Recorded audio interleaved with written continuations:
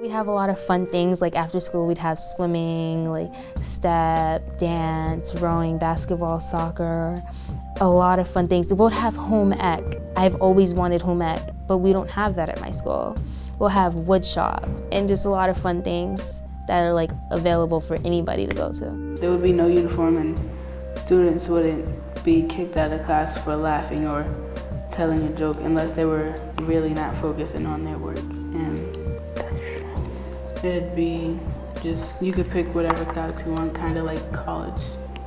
I love diversity, so I feel like having like different races, ethnicities, different teachers would be great as well. More African American women who have like done a lot in their life. Because now that I think of it, I don't have any teachers of color. They're all white.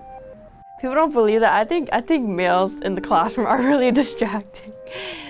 I would make it an all-girls school. I will also have like good nutritional food because we need that, because I cannot focus with school without some good nutritional food. I would have a live program there for my brothers and sisters, and like it would have like less violence, and I would just hope that like the kids will get along if they can control their temper, and like Jai said, would have air conditioning in the summertime and heat in the wintertime.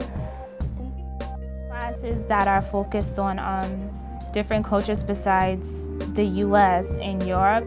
I feel like there are other places such as like countries in Africa, like countries in South America, Australia, countries in Asia.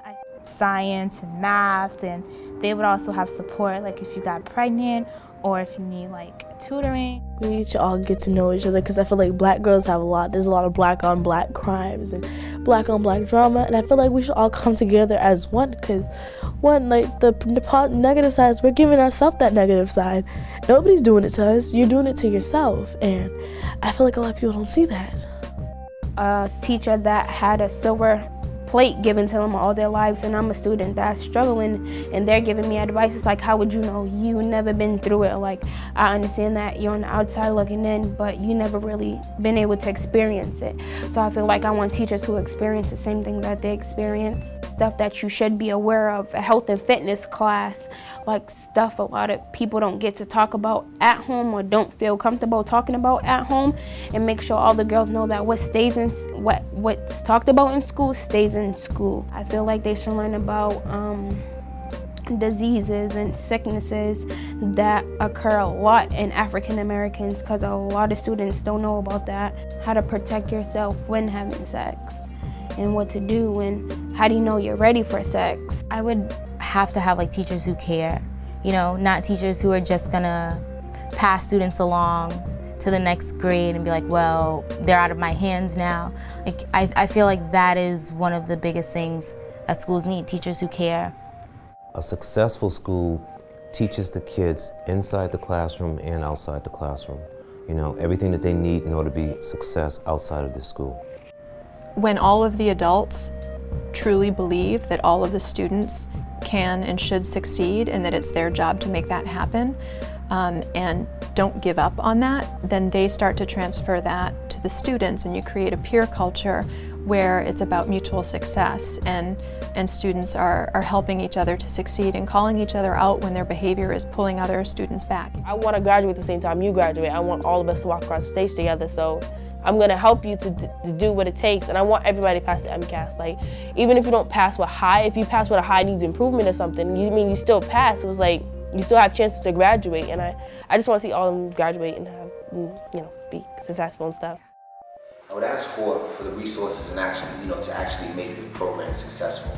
You know, it's not just about money, but being able to go in, you know, have a commitment from a school, let's say, you know, to be there for a certain amount of time, to be able to find other like-minded people who can help run different programs at school. I find that it's more effective if you could be in one place for a given amount of time, as opposed to moving around trying to create things. You know, you're not able to build the relationships in the same way. So you know, in real estate, they say, what are the three things? Location, location, location.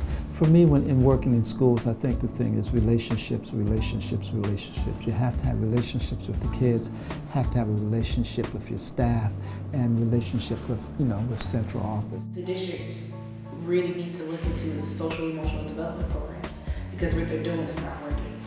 I'm going to say it point blank, what they're doing is not working. You know, it's like you know, if you have a leaky faucet and you keep putting tape on it, and it keeps leaking, and you keep putting tape on it. But it's very expensive tape. It's very expensive tape, very expensive tape.